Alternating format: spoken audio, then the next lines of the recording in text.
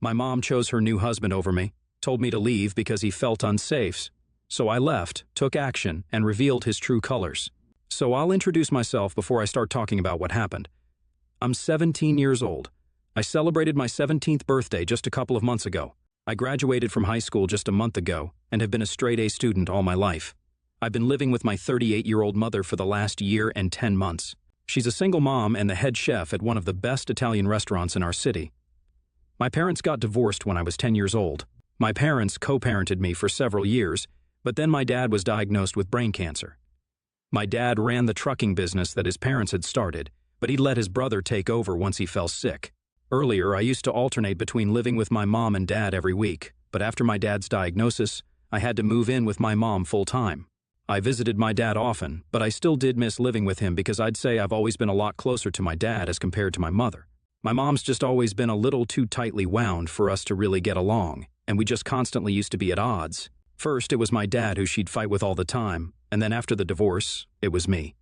She had her good moments too, though, so I didn't mind staying with her, and after my dad's diagnosis, I had no choice but to stay with her, so I made my peace with it. My mother and I, in the recent past, have not been on good terms, mostly because of her relationship with her new husband and how he treats me. My mother got married for a second time just 8 months ago to Mark, 32 male. She'd been dating Mark for a little over 1 year, and I only found out about it when he proposed because she'd kept their relationship well under wraps. It was the significant age gap between the two, and my dad had just been diagnosed at the time, which also didn't help, so she just kept it a secret. When he proposed, that's finally when she decided to tell us about their relationship, and at that point, I had no other choice but to be okay with it. I never liked or trusted Mark, and it was mostly because of his overly sweet behavior. He seemed too fake and insincere even when he was being nice to me, like the vibes were just always off about him, if you catch my drift. Of course, I couldn't tell my mother that, because then she'd think I was trying to discourage her from getting married on purpose or some other ridiculous thing. I put up with Mark, but I didn't allow him to be my friend. And I realized I was right about him just 3 months after the wedding. He'd moved in with us after the wedding, and since he was a high school football coach, he'd be home a lot earlier than my mother. We'd end up spending a lot of time at home by ourselves before my mother came home. And surprisingly, he never tried to even speak to me when we were on our own. But as soon as my mother would be home, he'd turn on the charm and try to act like we were best buddies. Anyone in their right mind would be able to see right through his little act, and so was I.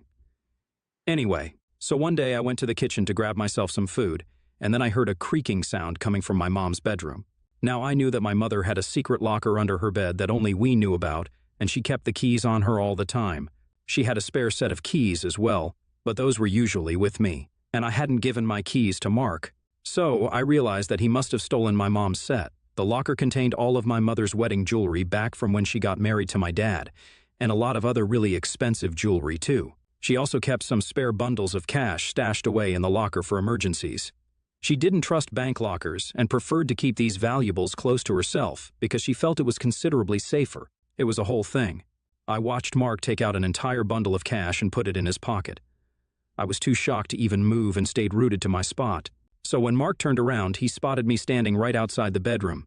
He looked irritated for a second and then gave me a big smile, walked towards me, and then put his arm around my shoulder while walking me to the living room couch. There, he told me that my mother had asked him to bring her some cash for a work emergency, and that's where he was headed with the bundle of cash. He told me that this was perfectly normal and that I didn't need to talk to my mother about this. I was going to tell my mother about it that day as soon as she came back home, but as soon as I started the conversation, she told me she didn't want to hear it. I just sat her down in private and told her that I had something to talk to her about with regards to Mark, and as soon as I said that, she shut me down instantly. She told me that she'd seen this coming and knew this was going to happen at some point or the other. My mom thought that I was going to tell her the same old, "Mark is not the right guy for you," and for some reason, she believed that I was going to try and ask her to patch things up between her and my dad. I don't know why she assumed that, because I never made it seem like I thought she and my dad were good together or whatever. I was very relieved when they separated because it was better that they get divorced than force each other to remain married and traumatize me with their daily fights and arguments. I tried to tell her, but she just wouldn't hear it and yelled at me and said that if I even said a word against Mark, then she'd ground me. That pissed me off, so I decided that she could suffer for all I care, since she was clearly too taken by Mark's surface-level attractiveness to notice what a loser he was. If she wanted to believe a lie and stay delusional, then I wasn't going to stop her, especially after she'd insulted me like that. I didn't bring up the incident with Mark after that and waited for my mother to catch on herself, which she unfortunately never did. Months passed like this, and I grew more and more distant from my mother because she was obsessed with her husband, and it was just gross, simply because it was Mark of all people. Then, about a week ago, my mother decided to sit me down and talk to me about something very important. It was the weekend, and Mark was out with his friends, so it was just my mother and I. My first thought was that there was bad news about my dad, but she told me that wasn't it and started to beat around the bush about irrelevant things. I didn't know what she was trying to get at, and so after some time I got fed up with her and told her to cut to the chase already. She blurted out that she actually wanted me to leave the house now because Mark had told her that he didn't feel comfortable around me and said that I made him feel unsafe and unwanted. Now, I knew that my mother was smitten with Mark, but even I couldn't have seen this coming because kicking your own daughter out due to your husband's insecurity over practically nothing made no sense to me. I knew that Mark was afraid of me telling my mother about the locker incident and also just generally scared that someday I'd force my mother to take her rose-colored glasses off and see him for what he truly was. But he didn't have any reason to worry because, after the way my mother had spoken to me when I tried to tell her the truth, she had made sure that I didn't say anything to her at all beyond that point. In any case, I was so bloody done with my mom that I didn't even bother to argue with her and just said, "Okay," then got up and started packing. My head was pounding with anger while I was packing, and I honestly wanted to wait for Mark to come home so I could punch him in the face. But then I found my mother's spare keys to the locker and had a better idea. I snuck into my mom's room while she was watching television in the living room, grabbed her bag, took out the keys, and then took them away. I also left a note in her purse saying that if she wanted to know where her original keys were, she could talk to Mark about it to make sure that he wouldn't get away with this scot-free. After I was done packing my clothes, books, and some other miscellaneous stuff that I'd need, I walked to the living room to say goodbye to my mother. She seemed surprised because she hadn't actually expected me to pack up and leave that day itself, which is also why she'd been watching television in the living room instead of helping me. In spite of the initial shock, she got over it super quickly and hugged me goodbye. There was not a single tear in her eye, and neither did she seem unhappy about the situation. It was painfully evident that none of this seemed problematic to her at all. I left the house and boarded the bus that took me to my dad's house, which happened to be far away from my mother's place. It was about 2,000 miles away in the suburbs, which is part of the reason why I used to live with my mom. My dad was still undergoing treatment and had to be in and out of the hospital frequently. He lived with his brother who took care of him, and whenever I'd visit him, which was almost every week, I tried to keep the conversation light and positive so he wouldn't worry too much about me. I missed him, but I also cared about him and his health way too much, so I'd never shared anything about Mark or my mother with him. Whenever he'd asked me how I was doing at home and how my mother and her new husband were treating me, I'd lied to him and told him that it was all good. But now I couldn't do that anymore and had to tell him the truth about everything, which I did without any qualms because it was important for him to know this. I told him every single thing that had happened. When I got to talking about the events of that particular day, my dad got so mad that his ears literally went red, which was the first time I'd ever seen it happening. I was a little worried that he'd fly off the handle and that wouldn't be good for his health, but he managed to contain himself. Just to pacify him, I also told him how I'd taken the key and the note that I'd left, which would ensure that my mother found out about Mark's thieving. That seemed to make him feel slightly better, and he told me that I was clever for doing that. My dad and my uncle then told me not to worry about anything and said that they were perfectly fine with taking care of me. The one and only reason they'd even agreed to let me move in with my mom full-time was because they thought it would be easier and more convenient for me. But if this was the case, then they'd happily take me back. I was also much happier with my dad and my uncle, so I didn't really mind that my mother had sent me away. On the first day, I didn't hear back from my mother at all, and neither did my father. But the very next day, my mother sent me a video of Mark sobbing and apologizing to me for whatever had happened. He was begging me to come back because he'd realized that he'd screwed up by stealing from the woman who'd put her heart and soul into the relationship. My mother texted me saying that this video was supposed to be proof that Mark did feel guilty about whatever he had done and for forcing her to kick me out. My plan had worked, and when she'd noticed the missing keys and the note, she'd confronted Mark about it, and he'd been left with no choice but to come out with the truth. It was satisfying to see him crying, but when my mother sent me another text saying that she'd only forgive him if I came back, it stopped being fun and just got exasperating. She should have known that there was no way I was going back to that hell where I was being treated like I was invisible all the time. I was either invisible or being treated like a burden, and neither of those two choices seemed like something anyone would want to pick from. For my mother to even leave the choice to me was ridiculous because it should have been her choice to end that marriage and apologize to me for what she did. If Mark was the bad guy here, so was she, and probably even worse than Mark because at least he wasn't related to me. She, being my mom, had kicked me out for another man, and that was unforgivable.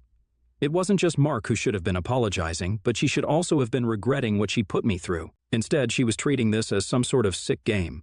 I didn't understand why she'd left the fate of her marriage up to me to be decided, but since she had left it up to me, I chose to say that I wasn't going to come back and that she had to leave Mark. In response to that, she sent me another video of a much calmer but still upset-looking Mark, saying that he understood where I was coming from but that he loved my mom and just needed one last opportunity to prove it to us. He sounded like he was on the verge of tears and was going to start begging me on his knees any moment now, and that made me feel bad, but I still wasn't convinced. So I said that my decision was final. To that, my mother finally replied, saying that I was being way too harsh on both of them. Here were two grown adults trying to get me to forgive them, and even putting their happiness and marriage at stake for my sake. But I didn't care about any of that and only wanted to push them even further away. I didn't know what to say to her, so I just ignored her text and didn't reply. It's been 6 days since then, and every day she's been texting me and trying to get me back. Every single day, there's a video message from her and Mark where they apologize to me for treating me badly. She's told me repeatedly in the videos that unless I agree to come back, she'll file for divorce to prove to me that she's serious. Yesterday, she even told me that she'd been speaking to a lawyer and sent me texts to prove that it was true. Mark also looked upset in the video message they sent and begged me to forgive him because he couldn't afford to lose a woman like my mother. I know that I'm destroying their marriage, but to be honest, I feel like whatever my mother is doing is really sick, and I can't bring myself to dignify it with a response of any kind. Not only is she torturing her own husband, but she's also putting me through something very unnecessary because I don't think I'm the one who needs to make a call about what to do in a situation like this. She shouldn't be putting the responsibility of deciding with regards to her marriage on my shoulders in the first place, because that makes me look like the reason their marriage had to end was because her daughter wasn't happy about her marriage. So far, I think everyone knows that that's not the case, and I'd hate to feel guilty like that. But she's just putting me on the spot, so it's not like I have a way out of this anyway. Mark's not a good guy, but he's still a human being, and it's crazy that he's allowing himself to be treated this way at all just because my mother's richer than him. It's dehumanizing, and I can't believe he's just letting her do this to him every day. I haven't told my dad about it because I don't want him to worry about me. I know that if I tell him, he'll definitely intervene, and that'll be another dramatic showdown that I don't want him to take on. I feel terrible, but I don't know what to do here. ITA for refusing to decide whether my mother should divorce her Fing husband? Update 1. Hey guys, so I read the comments on my original post, and the general consensus was that I should tell my dad about what I was going through instead of trying to deal with all my problems myself. I guess it's true because I do tend to take it all on myself instead of speaking up and asking for help when I need it. I feel bad telling my dad because I think it might be bothersome for him since he has so much on his plate already. I mean, he's a literal cancer patient, so it's not easy for me to go to him with my problems the way I used to before his diagnosis. I think if I had just tried to talk to him, then maybe I wouldn't have had to go through so much because he wouldn't have allowed it at all. Like this time, I finally told my dad all about my mother and her sick techniques, and he called her up and tore into her. She tried to tell my dad that this was none of his business, but he wasn't having it, and told her that he'd be filing for full custody and that he'd make sure she doesn't ever get to see me after this. She was protesting against it, but both my dad and I knew that she didn't really care about me. She cared more about what other people would think of her when they found out that she'd lost custody of her only daughter, because she decided to put her husband over her daughter. That's why she was fighting with my dad over me, not because she loved me. If she loved me, she would have been a better mother, and that was something she'd never even tried to be. Now it was just too late. After the phone call with my mom, my dad explained to me the same things that people in the comments had told me. That I was his daughter, and that I didn't need to think twice before coming to him with a problem because, as a father, he could never think of me as a burden. My well-being was his responsibility, and his cancer wasn't going to prevent him from giving me the best life and solving my problems whenever he needed to step in. I needed to remember that. I won't lie, I teared up at that point because it just reminded me that even though he was a lot weaker than I remembered, he was still my strong dad underneath. I ended up breaking down because, after a long time, I finally felt that I was safe and loved again. Thanks to my mother and Mark, I'd completely forgotten how that feeling was, but my dad reminded me again that no sickness in the world was going to stop him from protecting me, and I'll always be grateful for that.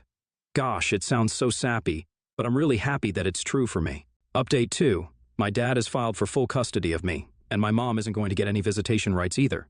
It doesn't really matter since I'm just 1 year away from being a legal adult anyway. But my dad said that he just doesn't trust my mother anymore because her head has obviously been turned by Mark's presence in her life. Recently, she texted me to tell me that I disappointed her by dragging my dad into this, even though I knew he was sick, and called me a selfish and manipulative brat. She also added that she was really happy now that she hadn't actually divorced Mark over what I said. I was accused of trying to drive a wedge between them because that's the kind of petty person I was, but I'd failed. And she and Mark were now stronger than ever. She would gladly give up custody of me because I don't deserve to be her daughter anyway. There were a couple of other really mean things she said, but I don't care. She can say whatever she wants, but it won't change the fact that she's the one who failed as a mother. The reason she's getting so defensive now is because she knows it. My maternal grandparents have threatened to cut her off, but she doesn't even care about that. She's that crazy about Mark. I mean, I don't even know what to say about this woman. I've had my differences with my mother growing up, but this is just insane. She's beyond help if you ask me. At least my grandparents have tried to knock some sense into their daughter, but even that's not working. If her own parents can't bring her back to her senses, then we're definitely not going to be able to accomplish that. My dad's been kind enough to allow her parents to still see me because they've never done anything wrong. I just wish she'd been able to take a leaf out of their book and learn how to have a good relationship with your ex even after divorce. Even my grandparents are divorced, and despite that, they've done their best to raise my mom to be a strong, successful woman. Now she's almost in her 40s, so they can't be held responsible for whatever she's up to now. Unfortunately, my mother failed on all fronts, as a wife, as a mother, and even as a daughter. Update 3. Hey everyone, it was a really bittersweet day today. My mother finally terminated her parental rights over me, and I'm legally free from her now. I decided to accompany my father for the signing, and saw her again today, probably for the last time in a while.